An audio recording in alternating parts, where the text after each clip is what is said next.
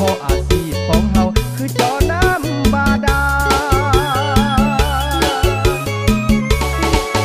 ทานน้ำเขาว่าเป็นเศรษฐีหากทานของดีเขาว่าเป็นนางฟ้าเจาะบาดาลก็หลายปีผ่านมายังบ่เคยเห็นเลยนางฟ้า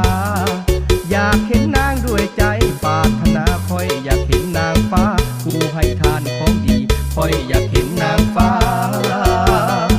ผู้ให้ทานของดี